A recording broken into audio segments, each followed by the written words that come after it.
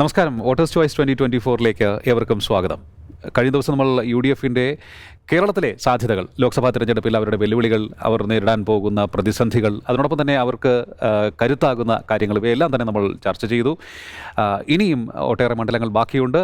ചർച്ച തുടരാം. നമുക്ക് അതിഥികളായി ഒപ്പം തുടരുകയാണ് അഡ്വക്കേറ്റ് A. ജയശങ്കർ, രാഷ്ട്രീയ നിരൂപകൻ, Kerala Kaumudi associate editor VS Rajesh, ഒപ്പം കേരള കൗമുദി ഡെപ്യൂട്ടി എഡിറ്ററും തിരുവനന്തപുരം ബ്യൂറോ ചീഫുമായ AC റെജി. മൂവർക്കും സ്വാഗതം. ചർച്ച തുടരാൻ നമുക്ക് UDFിനെ കുറിച്ച്, അവരുടെ ശക്തി ദൗർബല്യങ്ങളെക്കുറിച്ച്. തിരുവനന്തപുരത്ത് നമുക്ക് തുടങ്ങാം. തിരുവനന്തപുരത്ത് ഇക്കുറി വിശ്വപൗരൻ എന്നുള്ള ഒരു ഇമേജ് അദ്ദേഹത്തിന് മാത്രം അവകാശപ്പെടാൻ ഉള്ളതല്ല എന്ന ഒരു സംസാരം വന്നു കഴിഞ്ഞു. ഇപ്പോൾ രാജീവ് ചന്ദ്രശേഖർ വന്നതോടുകൂടി പല മണ്ഡലങ്ങളിലും UDFിന് വെല്ലുവിളിയുണ്ട്. വെല്ലുവിളിയില്ലെന്നല്ല പറയുന്നത്. പക്ഷേ എന്നാൽ പോലും അവർക്ക് ഇനീഷ്യലായിട്ട് ഒരു അഡ്വാൻറ്റേജ് ഉണ്ട്. ഇപ്പോൾ ശശി തരൂർ എന്ന് പറഞ്ഞാൽ പുള്ളിക്ക് യാതൊരു മുഖവരയുടെ ആവശ്യമില്ല. തിരുവനന്തപുരം നഗരത്തിലാകട്ടെ, നഗരപ്രാന്തങ്ങളിലാകട്ടെ, മണ്ഡലത്തിൽ ഏത് സ്ഥലത്താണെങ്കിലും. രാജീവ് ചന്ദ്രശേഖർ എന്ന് പറഞ്ഞാൽ പറഞ്ഞ് പരിചയപ്പെടുത്തേണ്ടവർ. നേരെ മറിച്ച് ഇദ്ദേഹത്തിന് യാതൊരു മുഖവരയുടെ ആവശ്യമില്ല. ഡോക്ടർ ശശി തരൂർ എന്ന് വെച്ചാൽ ആരാണ്, എന്താണ് പുള്ളി എന്നുള്ളത് യാതൊരു മുഖവര വേണ്ട. അടൂർ പ്രകാശാണെങ്കിൽ അത്രയും കൂടി വേണ്ട.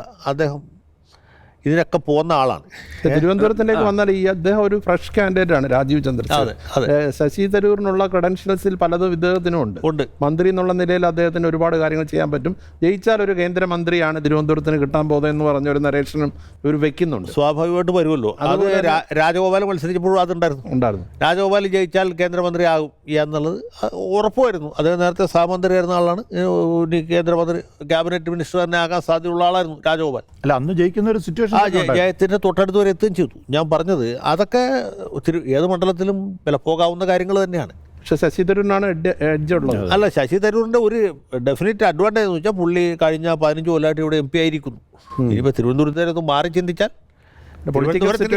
ഒരാൾ 3 പ്രാവശ്യം ജയിച്ചിട്ടില്ല. തരൂരിന്റെ പറയുന്ന ഒരു നെഗറ്റീവ് പറയുന്നത് ഈ മണ്ഡലത്തിലെ കഴിഞ്ഞ 5 വർഷത്തെ പ്രവർത്തനം. കഴിഞ്ഞ 5 വർഷം പുള്ളി മണ്ഡലത്തെ കാര്യമായി ശ്രദ്ധിച്ചില്ലെന്നും വികസന കാര്യങ്ങളിൽ ഇടപെട്ടില്ല എന്നുള്ളൊരു ആരോപണമുണ്ട്. പുള്ളി അതിന് കൗണ്ടർ ചെയ്യുന്നുമുണ്ട്. വിഴിഞ്ഞ ഉൾപ്പെടെയുള്ള പദ്ധതികളുടെ കാര്യത്തിൽ പുള്ളി പറയും. അതെങ്ങനെയാണ് അതൊരു അത് പല ഫാക്ടേഴ്സിനെ ആശ്രയിച്ചിരിക്കും. പിന്നെ എതിരാളി ആരാണെന്നുള്ളത് ഒരു പ്രധാന ഘടകമാണ്. രാജീവ് ചന്ദ്രശേഖർ എന്ന് പറഞ്ഞാൽ അദ്ദേഹത്തിന് ഒരു അവകാശവാദമുണ്ട്. 136 കോടി ഉപയോഗിച്ച്, കേന്ദ്ര ഫണ്ട് ഉപയോഗിച്ച് നിരവധി റോഡുകളുടെ നവീകരണം, 300ഓളം റോഡുകൾ അദ്ദേഹത്തിന്റെ ഇടപെടലിലൂടെ, അത് MP എന്നുള്ള നിലയ്ക്കുള്ള MP ഫണ്ട് ഉപയോഗിച്ചുള്ള അങ്ങനെയുള്ള അവകാശവാദങ്ങളൊക്കെ അദ്ദേഹം മുന്നോട്ട് വയ്ക്കുന്നുണ്ട്. പന്ന്യന്റെ സ്റ്റേക്ക് എന്താണ്?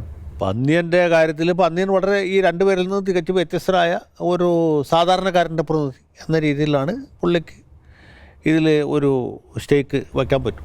പൊതുവെ തിരുവനന്തപുരത്ത് BJP കാൻഡിഡേറ്റ് വിൻ ചെയ്യുന്ന ഒരു ഘട്ടം വരുമ്പോൾ LDF ഇത്തവണ ഉണ്ടാവൂ. അങ്ങനെ ഒരു സാഹചര്യം വരികയാണെങ്കിൽ സ്വാഭാവികമായിട്ടും പ്രതീക്ഷിക്കാം. കഴിഞ്ഞ തവണ തന്നെ CD വാറിന് കിട്ടേണ്ടിയിരുന്ന അത്ര വോട്ട് അദ്ദേഹത്തിന് കിട്ടിയില്ല. അത് വസ്തുതയാണ്. പന്ന്യൻ കുറച്ചുകൂടെ ജനകീയനാണെന്ന് തന്നെ ആ കാര്യം പറയുകയും ചെയ്തിട്ടുണ്ട്. അത് ഈ പന്ന്യൻ കുറച്ചുകൂടെ ജനകീയനാണെന്നുള്ള പന്ന്യൻ കുറെ കൂടി ജനകീയനാണ്. വളരെ ഡൗൺ ടു എർത്താണ്. കഴിഞ്ഞ തവണ ഓർമ്മയുണ്ടോന്ന് അറിയില്ല, ഈ രാജഗോപാൽ ഒരു സ്റ്റേജിൽ ജയിക്കുമെന്ന് ഉറപ്പാക്കിയ ഒരു സിറ്റുവേഷൻ വന്നു.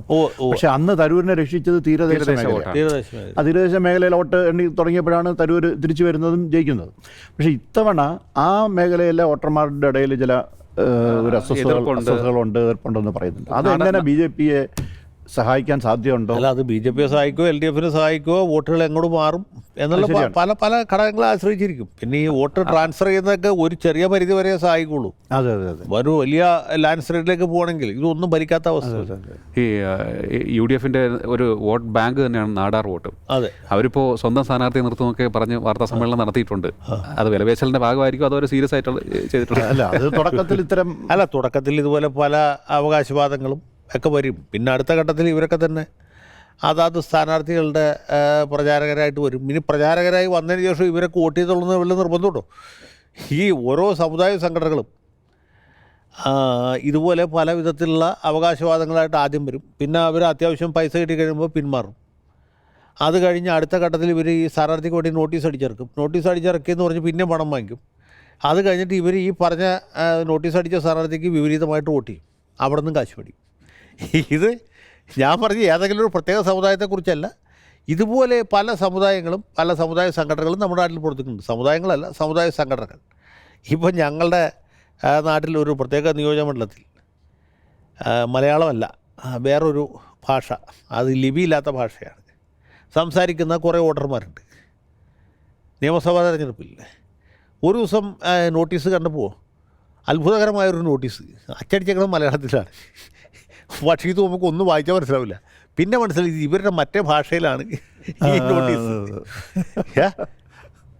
പക്ഷേ ഈ നോട്ടീസ് അടിക്കുമ്പോൾ അതിൻ്റെ കാശ് മേടിക്കുകയും ചെയ്യുന്നല്ലാണ്ട് ഇവരാരും ആ പാർട്ടിക്ക് വോട്ട് ചെയ്തില്ല. കാരണം സ്ഥാനാർത്ഥി തോറ്റുപോയി. അവരുടെ മേഖലയിലടക്കം നമുക്ക് വോട്ട് കുറവാണ് കിട്ടിയത്. അപ്പം ഞാൻ പറഞ്ഞത് ഇതൊക്കെയാണ് സാധാരണ ഈ രംഗത്ത് നടക്കുന്നത്. ഈ ട്രിവാൻഡ്രത്തിൻ്റെ തരൂരും അതുപോലെ LDF-ഉം ഒരുപോലെ അവകാശപ്പെടുന്നതാണ് ഈ വിഴിഞ്ഞം പ്രോജക്റ്റ്. കേരളത്തിലെ ഏറ്റവും വലിയ വികസനം കൊണ്ടുവരുന്ന ഒരു പദ്ധതി കൊണ്ടുവന്നു. BJP അതുപോലെ അവകാശപ്പെടും. ഇത് എങ്ങനെ തരൂരിന് ഗുണം ചെയ്യാനാണോ? അല്ല, അത് വിഴിഞ്ഞത്തെ സംബന്ധിച്ചിടത്തോളം അതൊരു വികസന പദ്ധതി എന്ന രീതിയിലും കാണുന്നവരുമുണ്ട്. അതേസമയത്ത് തന്നെ വിനാശകരമായ ഒരു സംഗതിയായിട്ട് കണക്കാക്കുന്ന മത്സ്യത്തൊഴിലാളി മേഖലയുണ്ട്. അവർ വളരെ ദിവസങ്ങൾ സമരം ചെയ്തതാണ്. സമരം LDF സർക്കാരിനെതിരായിട്ടായിരുന്നു. പക്ഷേ അവർക്ക് ആഗ്രഹിച്ചൊരു പിന്തുണ UDF-ൽ നിന്ന് കിട്ടിയില്ല. പ്രത്യേകിച്ച് തരൂരിൻ്റെ അടുത്ത് നിന്ന് കിട്ടിയില്ല. തരൂർ ഇത് ആദ്യം അധ്യാത്മ വികസനമായിട്ട് നിലനിർത്തി എന്നുള്ളിടത്താണ് പുള്ളിക്ക് പറ്റിയൊരു പരാധീനത. പുള്ളി ഒരു തിയററ്റിക്കലായിട്ടുള്ള ഒരു നിലപാട് അതിൻ്റെ അകത്ത് സ്വീകരിച്ചു. മറ്റ് കോൺഗ്രസ് നേതാക്കൾ പൊതുവെ സമരക്കാരോട് അനുഭവം പ്രകടിപ്പിച്ചുവെങ്കിലും ആരും തന്നെ ഇതിന് വളരെ ശക്തമായി പിന്തുണ കൊടുത്തില്ല. ഒരു പാർട്ടിയിൽ നിന്നും പിന്തുണ കിട്ടിയില്ല. അതാണ് അവർക്ക് പറ്റിയൊരു വലിയ പരാധീനത. പിന്നെ സർക്കാർ എന്തൊക്കെ പാക്കേജൊക്കെ പ്രഖ്യാപിച്ചു, അത് ഇവർക്ക് തീരെ സ്വീകാര്യമായില്ല. അപ്പോൾ ആ മേഖലയിൽ വലിയ ഒരു അമർഷം അതാണ് അത് തീർച്ചയായിട്ടും ഉണ്ട്. അത് ആർക്ക് കൂടുതൽ ദോഷം ചെയ്യുന്ന നമുക്കിപ്പോൾ പറയാൻ പറ്റില്ല. തിരുവനന്തപുരം എന്ന് പറയുന്നത് നഗര അർബൻ വോട്ടർമാരാണ് കൂടുതൽ. ഒരു 72% അർബൻ വോട്ടർമാരാണ്. എനിക്കൊന്ന് മറ്റ് മണ്ഡലങ്ങൾക്കൊന്നും ഇങ്ങനെ ഒരു സംഭവം അവകാശപ്പെടാനില്ലെന്ന് തോന്നുന്നു. ഇത് തന്നെ ആയിരിക്കും ഈ പലപ്പോഴും കാൻഡിഡേറ്റിൻ്റെ പ്രൊഫൈൽ നോക്കി വോട്ട് ചെയ്യാനായിട്ട് ഈ മണ്ഡലത്തിലെ വോട്ടർമാരെ പ്രേരിപ്പിക്കുന്ന ഒരു പ്രധാനപ്പെട്ട ഘടകം. അങ്ങനെ വരുമ്പോൾ നമ്മൾ തുടക്കത്തിൽ സൂചിപ്പിച്ച ഒരു കാര്യം, ഈ ശശി തരൂർ, രാജീവ് ചന്ദ്രശേഖർ മത്സരത്തിൽ ഒരു അപ്പർ ഹാൻഡ് അവർ എപ്പോഴും തിരുവനന്തപുരത്തുകാർ ശ്രദ്ധിക്കുന്നത് തങ്ങൾക്ക് ജയിച്ചു വന്നാൽ ഈ കാൻഡിഡേറ്റ് എന്ത് ഗുണം ചെയ്യും എന്ന് ആലോചിക്കും. അപ്പോൾ ഇപ്പോൾ യുവ വോട്ടർമാരും ആ രീതിയിൽ കൂടുതൽ ചിന്തിക്കുന്നു എന്നുള്ള ചില റിപ്പോർട്ടുകളും വന്നിട്ടുണ്ട്. അപ്പോൾ അത് ഇനിയിപ്പോൾ രാജീവ് ചന്ദ്രശേഖരനെ ജയിപ്പിച്ചു വിട്ടാൽ കേന്ദ്ര ക്യാബിനറ്റിലേക്ക് എത്തും. അതുകൊണ്ട് ഇനി നമ്മൾ ശശി തരൂരിനെ പിന്തുണയ്ക്കണമോ എന്ന് ചിന്തിക്കാനുള്ള ഇടയുണ്ടോ? അങ്ങനെ ചിന്തിക്കാനുള്ള നല്ല സാധ്യതയുണ്ട്. പല കാരണങ്ങളുമുണ്ട്. ഒന്നാമത് കോൺഗ്രസിൻ്റെ സംഘടനാ സംവിധാനമൊക്കെ ദുർബലമാണ്. പിന്നെ മാത്രവുമല്ല, തിരുവനന്തപുരത്ത് തരൂരിൻ്റെ ഏറ്റവും വലിയ എതിരാളികൾ എന്നും BJP അല്ല, LDF അല്ല, ഈ പാർട്ടിക്കാരാണ്. പാർട്ടിക്കാർ ഒരിക്കലും അദ്ദേഹത്തെ പാർട്ടിക്കാരനായിട്ട് അംഗീകരിച്ചിട്ടില്ല. തരൂർ ശരിയായ അർത്ഥത്തിൽ കോൺഗ്രസ്സുകാരനും അല്ലല്ലോ. അതേ KSUവിൽ കൂടിയോ അല്ലെങ്കിൽ യൂത്ത് കോൺഗ്രസിൽ കൂടിയോ സേവാദളിൽ കൂടിയോ വന്ന ആളല്ല. പുള്ളി കോൺഗ്രസ് പാർട്ടി സ്പോൺസർ ചെയ്ത ഒരു ബുദ്ധിജീവിയാണ്. പക്ഷേ തിരുവനന്തപുരം പോലെ ഒരു നഗരമണ്ഡലത്തിൽ അദ്ദേഹത്തിന് വലിയ സ്വീകാര്യത കിട്ടിയത് അദ്ദേഹത്തിൻ്റെ നമ്മൾ നേരത്തെ പറഞ്ഞ സർവ്വതോമുഖമായ കഴിവുകൾ പരിഗണിച്ചിട്ടാണ്. അപ്പോൾ ഇതിപ്പോൾ 15 കൊല്ലമായി. സ്വാഭാവികമായിട്ട് ജനങ്ങൾക്ക് കുറേ കാലമായല്ലോ എന്ന ഒരു ചിന്താഗതി വേണമെങ്കിലും ഉണ്ടാകാം. കാളിദാസനും കാലത്തിൻ്റെ ദാസനെന്ന് പറഞ്ഞ പോലെ ഈ കാലം എന്നൊരു വലിയ ഘടകമല്ലേ. അപ്പോൾ അങ്ങനെ നോക്കുമ്പോൾ തരൂർ ഇപ്പോൾ കുറേ നാളായല്ലോ, ഇനി നമുക്കൊന്ന് മാറ്റി പിടിക്കാം എന്ന് സാധാരണക്കാർ വിചാരിച്ചാണ് പിന്നെ രക്ഷയില്ല. വോട്ടർമാരുടെ മനസ്സ് നമുക്ക് പറയാം. വോട്ടർമാരുടെ മനസ്സ് ആർക്കും പറയാൻ പറ്റില്ല. പൊളിറ്റിക്സിനപ്പുറം നിൽക്കുന്നതാണ് തിരുവനന്തപുരത്തിന്റെ മനസ്സ്. പൊളിറ്റിക്സിനേക്കാൾ പ്രധാനപ്പെട്ട മറ്റ് പല കാര്യങ്ങളും തിരുവനന്തപുരത്ത് ആലോചിക്കും. ഇപ്പോൾ ഇന്ദിരാ തരംഗം ആഞ്ഞടിച്ച 1971 തെരഞ്ഞെടുപ്പ്. 71 ഇന്ദിരാ തരംഗം, ബാങ്ക് ദേശാൽക്കരണം, പ്രിവി പേഴ്സ് നിർത്തലാക്കലും കഴിഞ്ഞ് നടന്നുള്ള തെരഞ്ഞെടുപ്പാണ്. ആ തെരഞ്ഞെടുപ്പിൽ കേരളത്തിൽ AKG കാസർഗോഡ് നിന്ന് തോറ്റുപോകുമെന്ന് മനസ്സിലാക്കിയിട്ട് പാലക്കാട്ടേക്ക് മാറിയ തെരഞ്ഞെടുപ്പാണ്. വേറെ ചെറിയ ആളല്ല, AKG പാലക്കാട്ട് നിന്ന് കാസർഗോഡ് പോയി മത്സരിച്ച് തോറ്റ ആൾ ചെറിയ ആളൊന്നുമില്ല, EK നായനാരായിരുന്നു. ആ തെരഞ്ഞെടുപ്പിൽ തിരുവനന്തപുരത്ത് ഈ മാർക്സിസ്റ്റ് പിന്തുണയോടെ മത്സരിച്ച VK കൃഷ്ണമേനോൻ വിജയിച്ചു എന്നുള്ളതാണ്. അത് അത്ഭുതകരമായ വിജയമാണ്. അതുകൊണ്ട് തിരുവനന്തപുരത്തിൻ്റെ ഒരു നഗര മനസ്സ് നമുക്ക് പ്രവചിക്കാം. അന്നാ വിജയത്തിൽ കേരള കൗമുദിക്കും കേരളകൗമുദി വലിയ പിന്തുണ കൊടുത്തു. പത്രാധിപർ സുകുമാരനായിരുന്നു ഈ VK കൃഷ്ണമേനോൻ്റെ ഒരു പ്രധാനപ്പെട്ട പ്രചാരകൻ.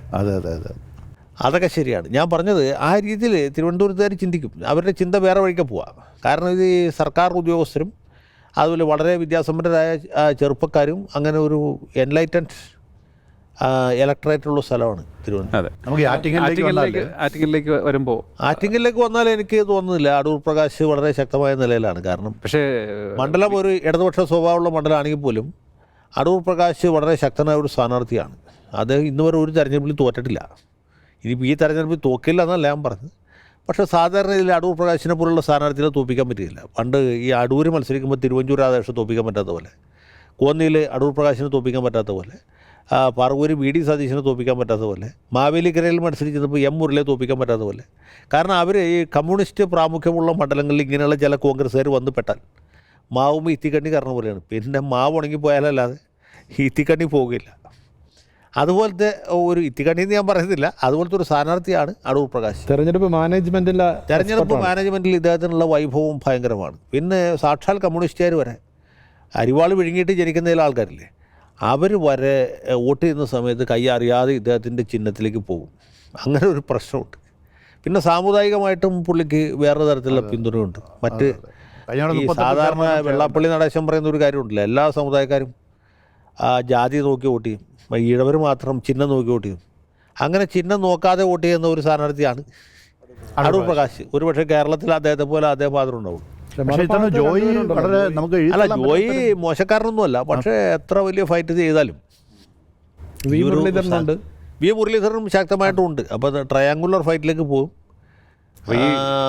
അത് ഞാൻ പറഞ്ഞത് ഈ വലിയ ഒരു ഗംഭീരമായ മത്സരം തന്നെ വർക്കലയിൽ അല്ല, നമ്മുടെ ആറ്റിങ്ങൾ നടക്കുന്നതിൽ സംശയമൊന്നും. മുസ്ലിം വോട്ടും നല്ല മുസ്ലിം വോട്ടുമുണ്ട്. ഈഴവ കഴിഞ്ഞാൽ പിന്നെ മുസ്ലിം വോട്ടുകൾ ധാരാളമായിട്ടുള്ള സ്ഥലം. വി മുരളീധരൻ കഴിഞ്ഞ 5 വർഷമായിട്ട് ആ മണ്ഡലത്തിൽ പല വി മുരളീധരൻ 5 കൊല്ലമായിട്ടല്ല, അതിന് മുമ്പ് തൊട്ട് അദ്ദേഹം കഴക്കൂട്ടത്ത് മത്സരിക്കാൻ ആഗ്രഹിച്ചിരുന്നു നിയമസഭയ്ക്ക്. അപ്പോൾ അതിൻ്റെ ഭാഗമായിട്ടും അവിടെ പുള്ളി കാര്യമായിട്ടുണ്ടായിരുന്നു. ഇവിടെ നമ്മുടെ ലോ അക്കാഡമിയിൽ സമരം നടക്കുന്ന സമയത്ത് അക്കാഡമി വിദ്യാർത്ഥികൾക്ക് വേണ്ടിയിട്ട് ഇദ്ദേഹം ഉപവാസം നടത്തി ഞാൻ ഓർക്കിട്ട്. അവനിപ്പോൾ കൊല്ലത്തേക്ക് വന്നാൽ എങ്ങനെയാണ്? കൊല്ലത്തേക്ക് വന്നാലും ഇതുപോലെ തന്നെ എൽ ഡി എഫിൻ്റെ സ്ഥാനാർത്ഥികൾ പൊതുവെ ഇമ്പ്രസീവ് അല്ല, തെക്കൻ കേരളത്തിൽ പ്രത്യേകിച്ചും. നടനാണെന്നുള്ളൊരു അഡ്വാൻറ്റേജ് ആണ് അവിടെ ശരിക്കും ഉള്ളത്. അതായത് 2 തവണ VM സുധീറിനെതിരായിട്ട് ശക്തരായ സ്ഥാനാർത്ഥികളെ നിർത്തി തോറ്റുപോയി കഴിഞ്ഞപ്പോൾ 3-ാമത്തെ അംഗത്തിൽ മുരളിയെ മത്സരിപ്പിച്ചു എന്ന് പറഞ്ഞ പോലെ ഇപ്പോൾ ഏതാണ്ട് VM സുധീറിൻ്റെ ലെവലിൽ പ്രേമേന്ദ്രൻ എത്തിയിരിക്കുകയാണ്. പക്ഷേ യഥാർത്ഥ LDF-കാർ അതൊരു ഘടകമാണ്. അതെ അതെ അതെ. LDF എന്ന് പറഞ്ഞാൽ നമ്മൾ നോക്കുമ്പോൾ ആരാ ശരിക്കുള്ള ഇടതുപക്ഷാരാ? പ്രേമേന്ദ്രനാണ്, മുകേഷാണ്. അപ്പോൾ ഒരു സാധാരണ LDF-കാരനെ സംബന്ധിച്ചുള്ള അവൻ്റെ ഹൃദയത്തിലുള്ള ഒരു സ്ഥാനാർത്ഥി മാത്രമല്ല, പാർലമെൻറ്റിൽ ഏറ്റവും ഘടകമല്ലേ, പാർലമെൻറ്റിൽ പോകാനല്ലേ. പിന്നെ പാർലമെന്റിൽ പുള്ളിക്ക് നല്ലൊരു ഇമേജ്, നല്ലൊരു MP എന്നുള്ള നിലയ്ക്ക് നല്ലൊരു പ്രതിച്ഛായയുള്ളൊരു MP ആണ് പാർലമെന്റിൽ. പ്രധാനമന്ത്രി വരെ വിളിച്ച്, പ്രധാനമന്ത്രി മാത്രമല്ല പൊതുവെ ആ രീതിയിൽ. ഇപ്പോൾ പ്രതിപക്ഷ നേതാവ് അധീർ രഞ്ജൻ ചൗധരി ആണെങ്കിലും അവിടെ ഈ പ്രതിപക്ഷ നേതാവിൻ്റെ ശരിക്കുള്ള ജോലി ചെയ്യുന്നത് ഇദ്ദേഹമാണ്. പുള്ളിക്ക് പാർലമെൻ്ററി പ്രൊസീജിയർ നന്നായിട്ടറിയാം, ചട്ടങ്ങളൊക്കെ നന്നായിട്ടറിയാം, അത് കൃത്യമായിട്ട് ഉപയോഗിക്കാനറിയാം, അതിനുള്ള ഭാഷാ സ്വാധീനമുണ്ട്. ഇതെല്ലാം വേണമല്ലോ. പുള്ളിക്കെതിരെയുള്ള പ്രചരണം പുള്ളി ജയിച്ചാൽ BJP പോകുമെന്നുള്ള അത് എല്ലാ തവണയുള്ള പ്രചരണമാണ്. മറ്റ് ചികിത്സകൾ ഫലിക്കാതെ വരുമ്പോൾ കാളം നെല്ലായി എന്ന് പറഞ്ഞ പോലെ. കഴിഞ്ഞ പിന്നെ പിണറായിയുടെ ഒരു ചെറിയ സഹായം കൂടെ ഉണ്ടായിരുന്നു. അതെ, ഇത്തവണയും പിണറായി പുള്ളിയെ സഹായിക്കും. സത്യത്തിൽ ഇവർ തമ്മിലൊരു അന്തർധാര ഉണ്ടോ എന്ന് എനിക്ക് ആവശ്യമുണ്ട്. ഓരോ തെരഞ്ഞെടുപ്പ് പിണറായി വിജയൻ കൊല്ലത്ത് പോയിട്ട് പ്രേമേന്ദ്രനെ കുറിച്ച് എന്തെങ്കിലും ഒന്ന് പറയും. അപ്പം മറന്നു കിടന്നിരുന്ന ആൾക്കാർ കൂടി എഴുന്നേറ്റ് വന്നിട്ട് പുള്ളിക്ക് വോട്ട് ചെയ്യും. പക്ഷേ രാഷ്ട്രീയമായിട്ട് കൊല്ലം ഒരു വലിയ ഇടതുപക്ഷ മണ്ഡലമാണ്. അതെ, ആറ്റിങ്ങിലും അതെ, കൊല്ലവും അതെ, അടിസ്ഥാനപരമായിട്ട് ഇടതുപക്ഷ സ്വഭാവമുള്ള മണ്ഡലമാണ്. അതെ. പത്തനംതിട്ട എങ്ങനെയാണ്? പത്തനംതിട്ടയിൽ ഈ പറഞ്ഞ പോലെ തോമസ് ഐസക്ക് നല്ല സ്ഥാനാർത്ഥിയാണ്. പക്ഷേ കുഴപ്പം അദ്ദേഹത്തെ ആലപ്പുഴയിലോ കൊല്ലത്തോ എവിടെയെങ്കിലുമാണ് ഫീൽഡ് ചെയ്യേണ്ടിയിരുന്നത്. അതിന് പകരം പത്തനംതിട്ടയിൽ അവതരിപ്പിച്ചു എന്നുള്ളിടത്താണ് സ്ട്രാറ്റജിക് ആയിട്ടുള്ള ഒരു ബ്ലണ്ടർ. അതെ. ശരിയായ സ്ഥാനാർത്ഥിയെ തെറ്റായ മണ്ഡലത്തിൽ മത്സരിപ്പിച്ചു. ആൻ്റണി ആണെങ്കിൽ ജനങ്ങൾ പൊതുവെ ഇഷ്ടപ്പെടാത്ത ഒരു ആളാണ്. ഈ UDF സ്ഥാനാർത്ഥികളിൽ ഏറ്റവും ജനപ്രീതി കുറഞ്ഞ അല്ലെങ്കിൽ ജനങ്ങളെ വെറുപ്പിച്ച 2 പേരും, ഒരാൾ കുടിക്കുന്നിൽ സുരേഷും, മറ്റത് ആൻ്റണിയാണ്. പക്ഷേ ആൻ്റണിക്ക് സഭയുടെ പിന്തുണയുണ്ട്. സഭയുടെ പിന്തുണയുണ്ട്. പിന്നെ പുള്ളിക്ക് അവിടെ പലതരത്തിലുള്ള അഡ്വാൻറ്റേജസും രാഷ്ട്രീയമായിട്ട് അത് പത്തനംതിട്ട ഒരു വലിയ UDF മണ്ഡലമാണ്. അനിൽ ആൻ്റണി വന്നതും ഒരു വിധത്തിൽ ആൻ്റണിക്ക് ഗുണമായി. കാരണം എന്താ വെച്ചാൽ അനിൽ ആൻ്റണി തീരെ ഇമ്പ്രസീവ് അല്ലെന്ന് വെച്ചാൽ അദ്ദേഹത്തെ പൊതുവെ AK ആൻ്റണിയുടെ മകൻ കൂറുമാറി എന്ന് പറയുമ്പോൾ അത് ഒരു നെഗറ്റീവ് ഇമ്പാക്റ്റ് ഉണ്ടാക്കുക. മനസ്സിലായില്ലേ? AK ആൻ്റണി നമുക്ക് കോൺഗ്രസ് ആയിട്ട് മാത്രമല്ല സങ്കല്പിക്കാൻ പറ്റുള്ളൂ. കരുണാകരൻ്റെ മകൾ മാറി എന്ന് പറഞ്ഞ പോലെ പോലും അല്ല. ആൻ്റണി എന്ന് പറഞ്ഞാൽ ആദർശ രാഷ്ട്രീയത്തിൻ്റെ അവസാന വാക്കാണ്. അങ്ങനെ ഒരാളുടെ മകൻ, ആൻ്റണി അല്ല മാറിയത്, മകനാണ് എങ്കിൽ പോലും അത് ആളുകൾ ഒരിക്കലും പോസിറ്റീവായിട്ട് എടുക്കില്ല. BJPക്ക് പറ്റിയ ഒരു വലിയ അബദ്ധമാണ് ഈ ചെറുപ്പക്കാരനെ അവിടെ സ്ഥാനാർത്ഥിയാക്കിയത്. BJPക്ക് ബേസ് വോട്ടുള്ള സ്ഥലമാണ്. കഴിഞ്ഞ തവണ സുരേന്ദ്രൻ മത്സരിച്ചപ്പോൾ നല്ലപോലെ വോട്ട് പിടിച്ചു. കഴിഞ്ഞ തവണ ശബരിമല ഉണ്ടായിരുന്നു. പിന്നെ ശബരിമലയ്ക്ക് ഉപരിയായിട്ട് പത്തനംതിട്ട മണ്ഡലത്തിൽ BJPക്ക് ഒരു വലിയ അഡ്വാൻറ്റേജ് ഉണ്ടായിരുന്നു. ശബരിമല സമരം നടന്നത് പത്തനംതിട്ടയിലാണ്. അവിടെ മിക്കവാറും ഒരു വീട്ടിൽ ഒരാളെങ്കിലും വെച്ച് പോലീസ് കേസിൽ പ്രതിയായിരുന്നു. അതെ. അപ്പോൾ ഇവരുടെ ഈ അതിഭയങ്കരമായ ഒരു ഭരണവിരുദ്ധ ചിന്താഗതി വോട്ടിൽ പ്രതിഫലിച്ചു. ഇത്തവണ ആ ഒരു ഘടകമില്ല. പിന്നെ സുരേന്ദ്രനെ BJP നേതാവായിട്ട് അംഗീകരിക്കുന്ന പോലെ ആളുകൾ ഈ അനിൽ ആന്റണിയെ അംഗീകരിക്കില്ല. അത് ശരിയാണ്. PC ജോർജിൻ്റെ ഒരു വിഷയമുണ്ട്. അങ്ങനെ പല ഘടകങ്ങളും അതിൻ്റെ അകത്ത്. PC ജോർജിന്റെ ഒരു എതിർപ്പ് സമ്പാദിക്കുകയാണ് ചെയ്തതെന്ന് വേണമെങ്കിൽ നമുക്ക് എന്ത് വേണമെങ്കിൽ പറയാം. അത് UDF ഗുണം ചെയ്യുമോ? അല്ല, അതടക്കമുള്ള ഘടകങ്ങൾ ഈ PC ജോർജും ആന്റണി തമ്മിലുള്ള ബന്ധം വളരെ മോശമാണ്. അതെ അതെ വളരെ മോശമാണ്. അത് ഇവരെ എല്ലാവരും UDF സമയത്ത് പോലും അത് വളരെ മോശമാണ്. പക്ഷേ ആന്റണിക്ക് ആത്യന്തികമായിട്ട് കിട്ടുന്നൊരു ഗുണം ഇതാണ്. മണ്ഡലം പത്തനംതിട്ടയാണ്. പത്തനംതിട്ട ഒരു വലിയ UDF കോട്ടയാണ്. അതിപ്പോൾ അതേ ഗുണം തന്നെ ഡി കുര്യാക്കോസിന് ഇടുക്കിയിലും, ഫ്രാൻസിസ് ജോർജിന് കോട്ടയത്തും, ഹൈബി ഈഡന് എറണാകുളത്തും. മധ്യകേരളത്തിൻ്റെ ഒരു വലിയ പ്രത്യേകത ഇതാണ്, ഈ ക്രിസ്ത്യൻ ബെൽറ്റ് എന്ന് കോട്ടയത്തോട് ചേർന്ന 2 കോൺസ്റ്റിറ്റ്യുവൻസി ഇതിൽ വരും, പത്തനംതിട്ടയിൽ വരെയും ചെയ്യും. കോട്ടയം ജില്ലയിലെ കാഞ്ഞിരപ്പള്ളിയും പൂഞ്ഞാറും. അപ്പോൾ നമ്മൾ പത്തനംതിട്ടയിൽ ശേഷം തൊട്ടടുത്ത മാവേലിക്കരയിലേക്ക് പോകാം. പത്തനംതിട്ടയിൽ എന്തായാലും ജനപ്രീതി കുറവാണെങ്കിലും ജയിക്കാനുള്ള സാധ്യത UDF പറഞ്ഞു. മാവേലിക്കരയിൽ അതികായനാണ് UDF സ്ഥാനാർത്ഥി. കൊടിക്കുന്നിൽ സുരേഷിനും തുല്യ നിലയിൽ തന്നെ ജനങ്ങളുടെ ഭാഗത്തുനിന്ന് വലിയ വിപ്രതിപത്തിയുണ്ട്. അതൊരു ഘടകം തന്നെയാണ് തീർച്ചയായിട്ടും. ആളുകളെ വെറുപ്പിക്കുക എന്ന് പറയുന്നത് മാത്രമല്ല, ഇദ്ദേഹം പലതവണയായിട്ട് ഇങ്ങനെ ജയിച്ചുകൊണ്ടിരിക്കുന്നതാണ്. ഇത് അടൂരായിരുന്നപ്പോൾ അടൂരിൽ നിന്ന് ജയിച്ചു, പിന്നെ മാവേലിക്കരയപ്പോൾ മാവേലിക്കരയിൽ നിന്ന് ജയിക്കുന്നു. പിന്നെ ഈ മണ്ഡലത്തിൻ്റെ ഒരു പ്രത്യേകത എന്ന് വെച്ചാൽ അങ്ങ് ആര്യങ്കാവ് മുതൽക്ക് ഇവിടെ ചങ്ങനാശ്ശേരിയുടെ ഈ കോട്ടയത്തിൻ്റെ പടിവാതിൽ വരെ നീണ്ടു കിടക്കുന്ന ഒരു പ്രദേശമാണ്. സാധാരണ രീതിയിൽ ഒരു സ്ഥാനാർത്ഥിക്ക് എത്തിപ്പിടിക്കുക അത്ര എളുപ്പമല്ല. കൊടിക്കുന്നിലിന് ഒരു അഡ്വാൻറ്റേജ് ഉള്ളത്, ഒന്ന് പണത്തിന് ബുദ്ധിമുട്ടില്ല. സാധാരണ ഈ പട്ടികജാതി സംവരണ മണ്ഡലങ്ങളിൽ മത്സരിക്കുന്ന സ്ഥാനാർത്ഥികൾക്ക്, പ്രത്യേകിച്ച് കോൺഗ്രസ് സ്ഥാനാർത്ഥികൾക്ക് വരുന്ന ഒരു വലിയ ദുര്യോഗം എന്ന് പറയുന്നത് പൈസ ഉണ്ടാവില്ല. ഈ ആക്രാന്തക്കാരായ പ്രാദേശിക നേതാക്കളെയും പ്രവർത്തകരെയൊക്കെ മേച്ചുകൊണ്ട് നടക്കണമല്ലോ, അത് വലിയ ബുദ്ധിമുട്ടാണ്. അപ്പോൾ അങ്ങനെയാണ് ഈ മണ്ഡലങ്ങൾ സാധാരണ നഷ്ടപ്പെട്ടു പോകാറ്. ഇപ്പോൾ ഇദ്ദേഹത്തിന് അങ്ങനെ ഒരു ബുദ്ധിമുട്ടില്ല. പുള്ളിക്ക് എല്ലാവരുമായിട്ടും നല്ല ബന്ധമുണ്ട്, പണമുണ്ട്. പിന്നെ AICCയുടെ ഒരു പ്രധാനപ്പെട്ട ആളായതുകൊണ്ട് ആ രീതിയിലൊരു സ്വീകാര്യത, അംഗീകാരം. അതെ, പാർലമെൻറ്റിലെ ഒരു സ്ഥിര സാന്നിധ്യമാണ്. അപ്പോൾ ഡൽഹിയിൽ നിന്നാണെങ്കിലും ഫണ്ട് കിട്ടാൻ ബുദ്ധിമുട്ടുണ്ടാവില്ല. പിന്നെ വേറൊരു സൗകര്യം എന്ന് പറയുന്നത് മതമേലധ്യക്ഷന്മാരുമായിട്ട്, സമുദായ നേതാക്കന്മാരുമായിട്ട് പുള്ളിക്കുള്ള അടുത്ത ബന്ധമാണ്. ഇപ്പോൾ പരിശുദ്ധ കാതോലിക്ക ബാബയും പുള്ളിയുടെ ആളായിരിക്കും, ശ്രേഷ്ഠ കാതോലിക്ക ബാബയും പുള്ളിയുടെ ആളായിരിക്കും. പെരുന്നയിൽ ചെന്നാൽ അദ്ദേഹത്തിനൊരു സീറ്റുണ്ട്, കണിച്ചുകുളങ്ങര പോയാലും പുള്ളിക്കൊരു സീറ്റുണ്ട്. അപ്പോൾ ഇങ്ങനെ സംഘടിത സമുദായങ്ങളുടെയൊക്കെ ഒരു പിന്തുണ പുള്ളിക്ക് ആർജിക്കാൻ കഴിയും. അതാണ് പുള്ളിയുടെ.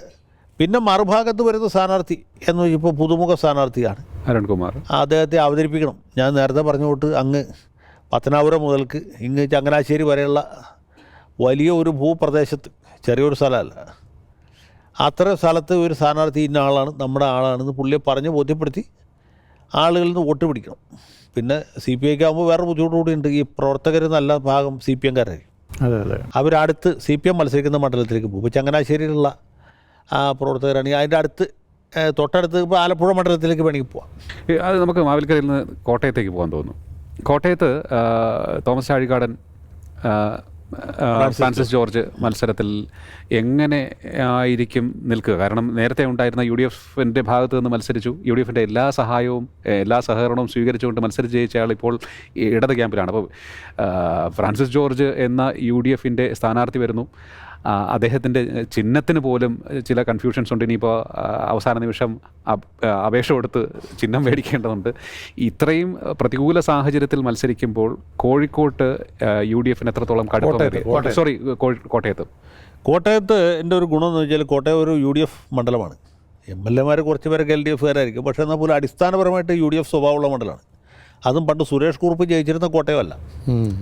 ഇപ്പോഴത്തെ കോട്ടയം എന്ന് പറയുന്നത് വലിയ ഒരു UDF കോട്ടയാണ്. പിറവം മുതൽക്ക് തുടങ്ങും. പിറവം, അതുപോലെ പാല, ആ പ്രദേശം അതിൻ്റെ അകത്ത് വരുന്നുണ്ട്.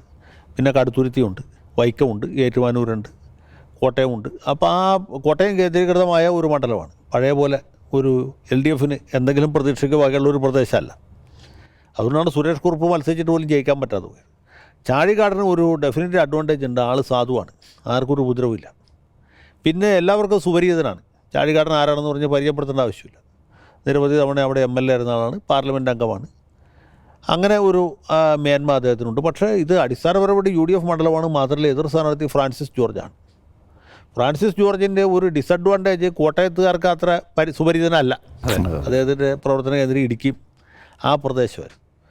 പക്ഷേ അത് ഒഴിച്ചാൽ പുള്ളി നല്ലൊരു സ്ഥാനാർത്ഥിയാണ്, ആർക്കും ആക്ഷേപമൊന്നും പറയാൻ പറ്റില്ല. പക്ഷേ ഈ കെ ജോർജിൻ്റെ മകൻ എന്നുള്ള ഒരു ഇമേജുണ്ട്. പിന്നെ രാഷ്ട്രീയമായിട്ട് UDF മേൽക്കൈയുള്ള മണ്ഡലം. പക്ഷേ ഈ രണ്ട് കേരള കോൺഗ്രസുകൾ ഏറ്റുമുട്ടുന്നു എന്നുള്ള അതെ, രണ്ട് കേരള കോൺഗ്രസ്സുകാർ ഏറ്റുമുട്ടുന്നു. എങ്ങനെ പോയാലും ഒരു കേരള കോൺഗ്രസ്സുകാരൻ പാർലമെൻറ്റ് ഉണ്ടാവും. ചാഴികാടനായിരിക്കോ ഫ്രാൻസിസ് ആയിരിക്കോ എന്ന് നോക്കണം. ഉമ്മൻചാണ്ടി വികാരം ഉണ്ടാവും. ഉമ്മൻചാണ്ടി വികാരം അടക്കമുള്ള കാര്യങ്ങൾ അവിടെ ഉണ്ട്. ഉമ്മൻചാണ്ടി ഒരു വികാരമായിട്ട് നിൽക്കുകയാണല്ലോ. അതുകൂടാതെ മൊത്തത്തിൽ UDF അനുകൂലമായൊരു രാഷ്ട്രീയ സാഹചര്യം സംസ്ഥാനത്തുമുണ്ട്. അത് തീർച്ചയായിട്ടും കോട്ടയത്ത് മറ്റ് സ്ഥലങ്ങളെക്കാൾ കുറച്ച് കൂടുതലായിട്ടുമുണ്ട്. അപ്പോൾ അവിടെ പ്രതിഫലിക്കും ഉറപ്പായിട്ടും. അവിടെ പ്രതിഫലിക്കാൻ തന്നെയാണ് സാധ്യത. പിന്നെ ഒരു മാർക്സിസ്റ്റ് സ്ഥാനാർത്ഥിക്ക് വേണ്ടി ചെയ്യുന്ന പോലെ മാർക്സിസ്റ്റുകാർ, സാധാരണ പ്രവർത്തകർ ഒരു കേരള കോൺഗ്രസ്സുകാരനെ വേണ്ടി ചെയ്യില്ല. അത് മാനസികമായിട്ട് ആന്തരികമായ ഒരു പ്രശ്നമായിട്ട് അത് വരും. അത് പൊതുവേ ഉള്ളൊരു സംഗതിയാണ്. ഒരു മാർക്സിസ്റ്റുകാരന് വേണ്ടി ചെയ്യുന്ന പോലെ കേരള കോൺഗ്രസ്, അത് മാണി ഗ്രൂപ്പുകാരന് വേണ്ടി, ജോസഫ് ഗ്രൂപ്പാണെങ്കിൽ പിന്നെ അവരെന്തെങ്കിലും ചെയ്തത്. അത് ഈ ആന്തരികമായ ഒരു പ്രശ്നം അവിടെ ഉണ്ട്. അതിപ്പോൾ പാലായിലും എല്ലാ സ്ഥലത്തും CPM-ഉം മാണി ഗ്രൂപ്പും തമ്മിലുണ്ട്. അവിടെ NDA സ്ഥാനാർത്ഥിയെ ഇതുവരെ പ്രഖ്യാപിച്ചിട്ടില്ല. NDA സ്ഥാനാർത്ഥിയെ പ്രഖ്യാപിച്ചിട്ടില്ല. ആ സ്ഥാനാർത്ഥി പ്രധാനമാണ്. കാരണം ആ വോട്ടുകൾ ഏത് രീതിയിൽ ഭിന്നിപ്പിക്കും. അത് NDA സ്ഥാനാർത്ഥി, പ്രത്യേകിച്ച് BDJS-ൻ്റെ സ്ഥാനാർത്ഥി വരുമ്പോൾ ഈ LDF-ൻ്റെ ഒരു ബാക്ക് ബോൺ എന്ന് പറയുന്നത് ഈഴവ സമുദായമാണ്. കോട്ടയത്ത് പ്രത്യേകിച്ചും പ്രത്യേകിച്ച് തിരുവാർപ്പ്, ഏറ്റുമാനൂർ, ആ പ്രദേശം, കുമരകം ഒക്കെ ഇവരുടെ ഒരു ശക്തി കേന്ദ്രമാണ്. അപ്പോൾ അതിലുണ്ടാക്കുന്ന ഭിന്നിപ്പ് അതും ആത്യന്തികമായിട്ട് ചാഴികാടനായിരിക്കും ദോഷം ചെയ്യും. അങ്ങനെ വരുമ്പോൾ ഫ്രാൻസിസ് ജോർജിന് ഒരു മേൽക്കൈയുണ്ട്. UDF-ൻ്റെ പൊതുവിലുള്ള സാധ്യതകളെക്കുറിച്ചും ശക്തി ദൗർബല്യങ്ങളെക്കുറിച്ചും ഒക്കെ നമ്മളിന്ന് ചർച്ച ചെയ്തു. കൂടാതെ തെക്കൻ കേരളത്തിലെ ഏതാനും മണ്ഡലങ്ങളെക്കുറിച്ച് നമ്മളിന്ന് സംസാരിച്ചു. ഈ എപ്പിസോഡ് ഇവിടെ പൂർത്തിയാക്കുകയാണ്. തുടരും UDF-ൻ്റെ കേരളത്തിലെ സാധ്യതകളെക്കുറിച്ചുള്ള വിലയിരുത്തലുമായി ഈ ചർച്ച അടുത്ത എപ്പിസോഡിൽ. ചർച്ചയിൽ പങ്കെടുത്ത അഡ്വക്കേറ്റ് ജയശങ്കർ, ഒപ്പം തന്നെ VS Rajesh, Keralakaumudi associate editor, Keralakaumudi deputy editor AC Reji, ഏവർക്കും നന്ദി.